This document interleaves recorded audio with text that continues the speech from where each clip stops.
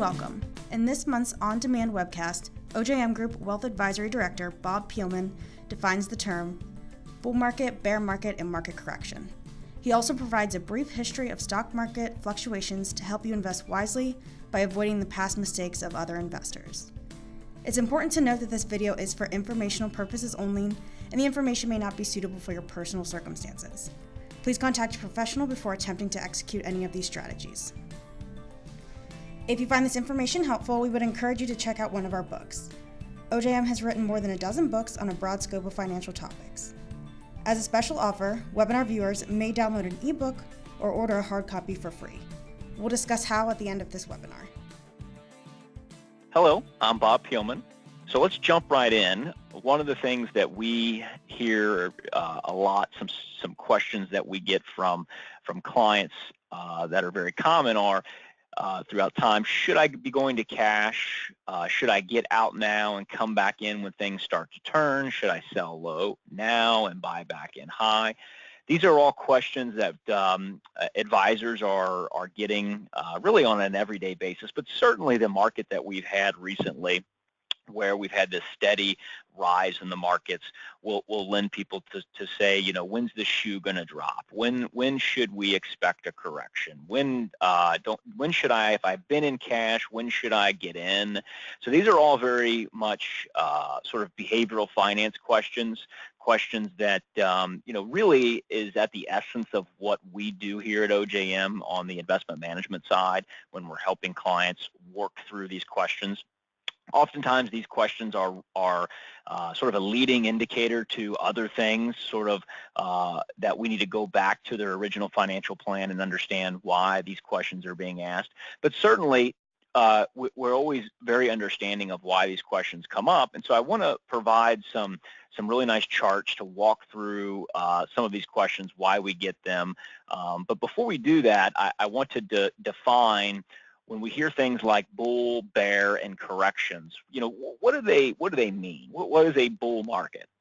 So most folks technically define a bull market as a period of increase in the capital markets of at least 20%. So this is a sustained increase, and it's done in a way to where you're getting up over 20%, and it's not a short-term bump, but now it's a sustained market. And you'll hear many times, whether it be on the news or one of the financial cable networks, you'll hear a lot of the terms like bull market, bear market, but certainly something we have been in and we are currently in, which is a bull market in the capital markets.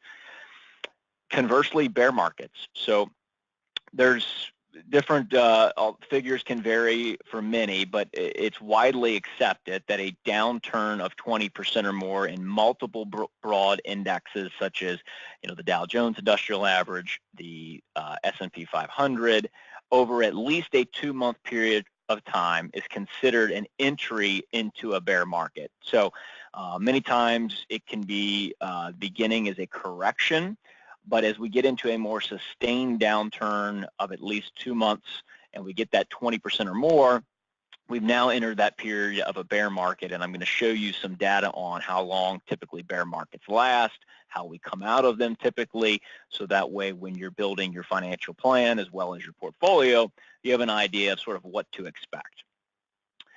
This is a big one. We hear this one a lot because the market runs up, and you know, you may be a new client or you may have cash, and you're looking for the opportunity to invest. You're looking for a correction. I get probably at least 4 or 5 times a week, Bob, when's the next correction going to come? Because that's when I want to invest my money. So what is a correction? A correction is a reverse movement, usually negative, obviously, of at least 10% in a stock, bond, commodity, or an index to adjust for overvaluation. So this is usually a very temporary price decline, which is just interrupting an overall uptrend. A great example of this would be back in the start of last year, 2016, in January and February, the markets corrected around 12%. So a lot of questions were, is this the start of the bear market? Is the market overheated?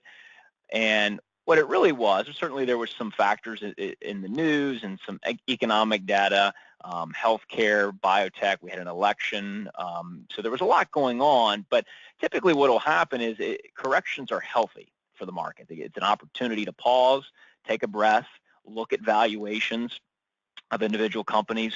The market will begin to trade back a little bit. It's a great time to rebalance a portfolio.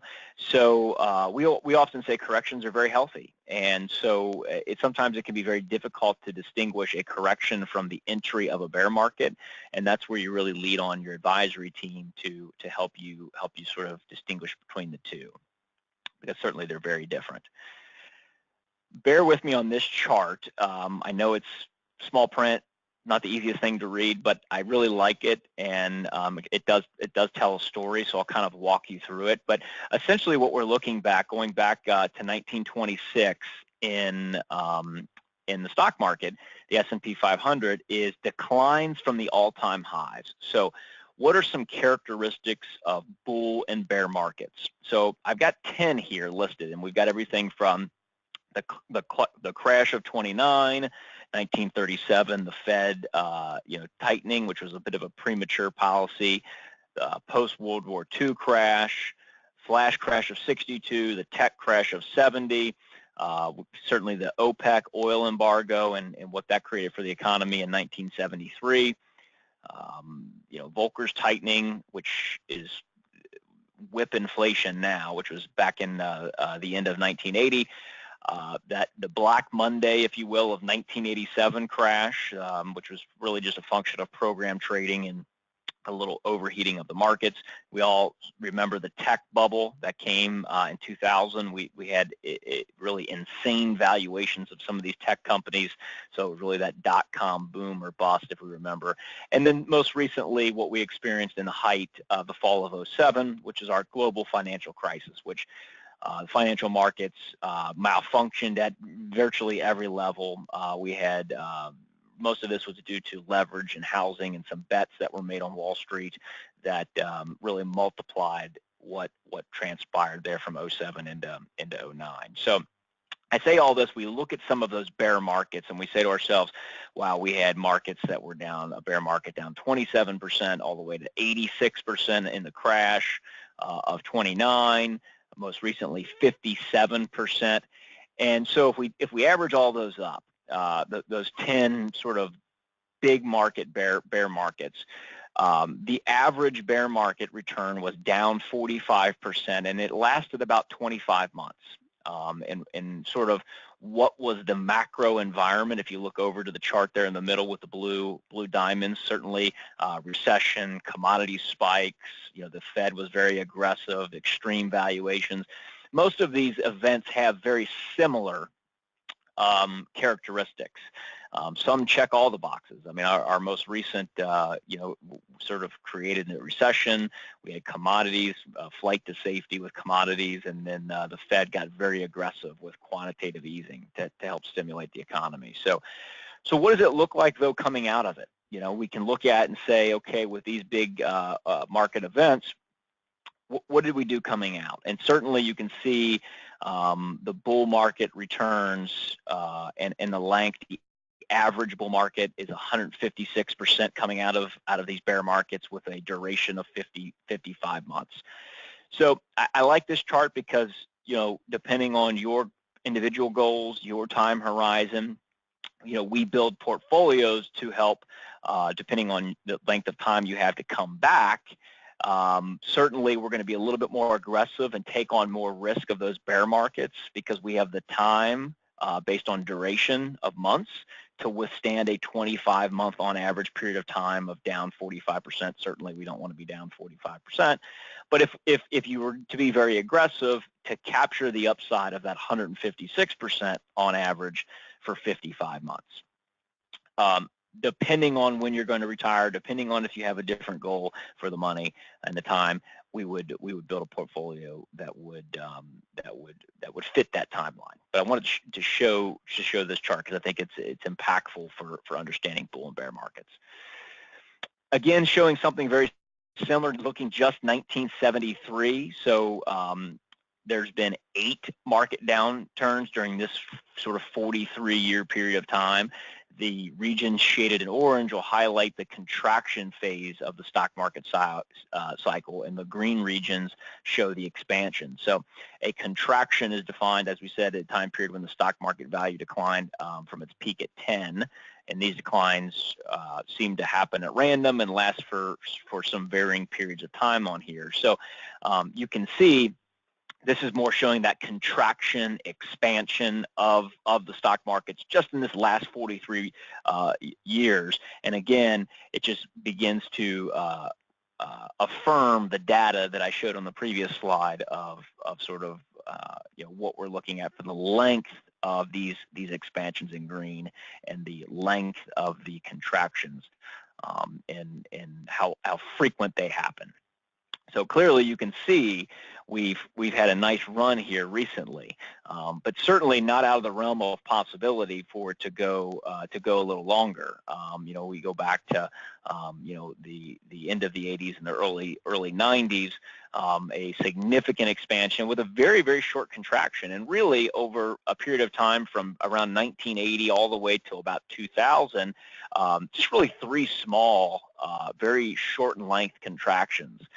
With a pretty sustained bull market. So I know right now, psychologically, everyone thinks all the time about 08, 09, they think about 2000, because those were two very big events, and they've happened very recently for investors. So it's something, when is another 08, 09 going to happen? When is another 2000 going to happen? Well, the reality is those don't happen that often of that size.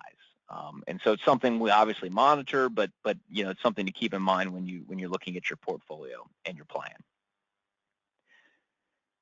Again, I like this chart going back to 1926, periods of consecutive negative stock returns from 1926 to 2015. This chart showing compounded annual stock returns of 10%. And you can see, again, looking 1929, 1930, 1931, 1932, 4 consecutive negative stock returns before a rebound in 33. So as you can see, this does not happen very often, where you have multiple years in a row. So as we showed before, those contractions are usually short-lived. We looked there in the 30s into the 40s, 1973 and 74, and then certainly 2000, 2001, 2002, looking at those periods of consecutive negative stock return years before that rebound really illustrates, again, the point of the length of typically a full-on bear market, from a contraction to a bear market into that bull market. So when we think about crisis and long-term performance, market declines sort of in a historical context, this chart here from 1970 for 2016, again, I'm pointing out oil crisis, stock market crash, dot-com crash, banking and credit crisis, and that value of $1. And in the small boxes, you can see that heightened sense of what was happening at that time. When you look at charts during that period, that's really where the behavioral finance from a client's perspective comes in, where your money is very emotional to you, which is understood.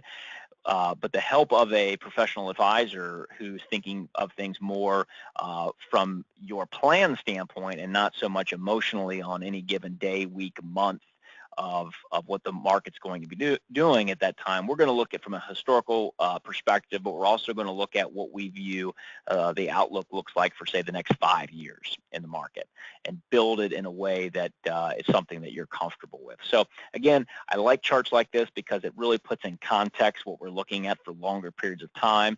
Unfortunately, those bottom boxes there, during the moments it's actually occurring, is what is in the news cycle every day, under breaking news, under go to cash, sell everything, the market's crashing.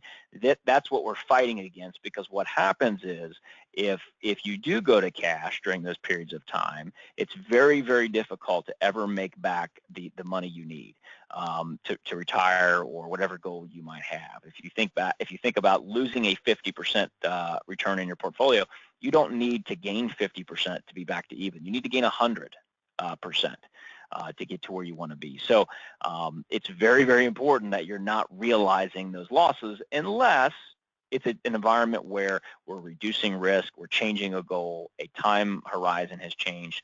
That will affect, what we're doing on a daily basis with a portfolio. So time, diversification, and volatility of returns. Again, range of stock and bonds and blended total returns. I think this is an important chart. It sort of helps you assess the risk tolerance that you want to take on as an investor. So if you look at what the green bar, which is average stock market returns from 1950 to 2016.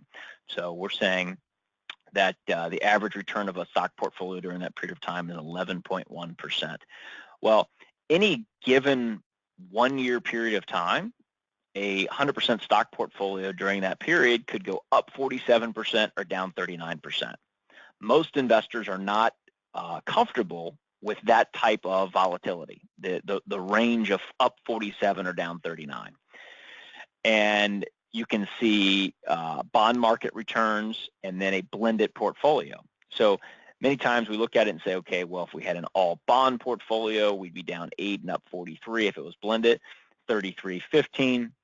This was a unique period for bonds. I mean, it's a long period, but we've been on a fairly long sustained run of a strong bond market performance. But in any given 1 year, that's how those asset classes can behave.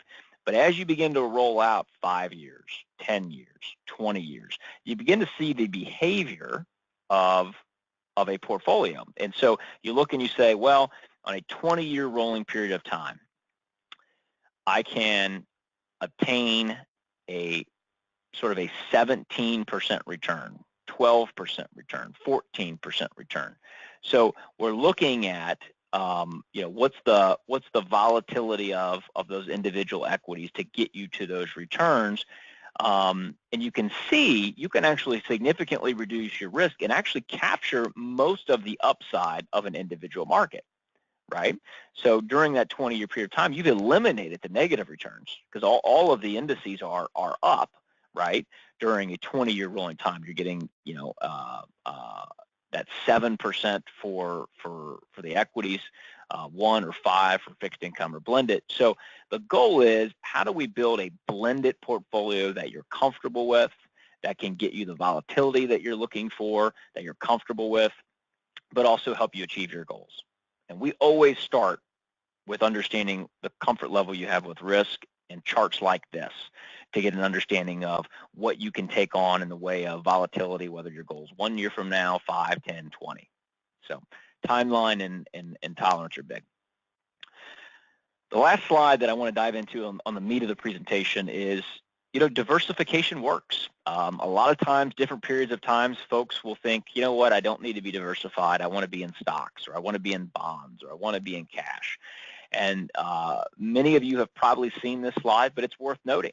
I'll use the black box as an example. If you put 100% of your money in emerging market stocks over the last 15 years, going back to 2003, you were real happy. You were up 55%. And then the next year, you were really happy again, up 25, and you were happy again, up 34, and you were really happy, up 32, and you were happy again, up 39.4.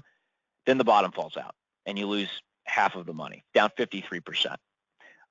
Then you're back up to 78. Then it's the second best asset class. And in 2011, it's the worst. And it's the best in 12, then it's the worst, then it's the second worst, then it's the worst, and now it's kind of moved back up again. All of that rocky ride, if you look over to the far right, it got you a 9.5% return, which is a great return. If you would have stayed 100% invested in emerging markets, but I don't know many investors or advisors that can take on the volatility of down 53.3% 1 year, up 78%, down 18%. That's not something people are comfortable with, and not something that lines up typically with your goals. The same can be said for small cap stocks. You'd get an 8.5% return. And again, sort of an up and down ride. You look at a balanced portfolio over the last 15 years. So your rate of return will be about 5.7%, so a few percent lower than emerging market stocks. Now the ride you've been on has been much smoother. Down 9, up 6, up 5, up even 20, down 1.5. these are things that, depending on your timeline, certainly the 5.7 for a balanced portfolio, depending on how close you are to retirement, it's probably too conservative. I think you're always trying to target 7, 9, depending on your level of risk. Certainly as you're getting closer to retirement or later in your career, I think a 5.7 is a very good return. But this illustrates what advisors are trying to battle and trying to accomplish for clients. And so when you're sitting down, you're talking with your team, hopefully it's us, we're walking you through with your quarterly performance reports. We're talking you through your performance and understanding what level of risk you're comfortable with. But I hope this presentation was helpful to discuss, understanding bull, bear, corrections, the differences, the lengths of time, how we come out of them. But certainly I think it's something that was a worthy discussion today. Thanks for watching. OJM is a multidisciplinary wealth management firm, and we have worked with over 1,000 clients throughout the country. We work in 3 different divisions for our clients: wealth management, consulting, and insurance benefits. We would welcome the opportunity to speak with you about how you might be able to bring value to your wealth planning. As mentioned at the beginning of this webinar, our principals have authored several books, all of which are available to webinar viewers at no charge. Most are available in hard copy, Kindle, and iPad formats, and you can get them all for free by visiting ojmbookstore.com and entering the code OJMWEB at checkout. In addition to a free book, OJM Group also offers webinar viewers a complimentary consultation, where we can answer your questions and see if our firm might be a good fit for your situation. Visit ojmgroup.com or call 877-656-4362 to schedule your free consultation. Enjoy the free copies of our books, and we hope to have the opportunity to speak with you. Thanks for watching.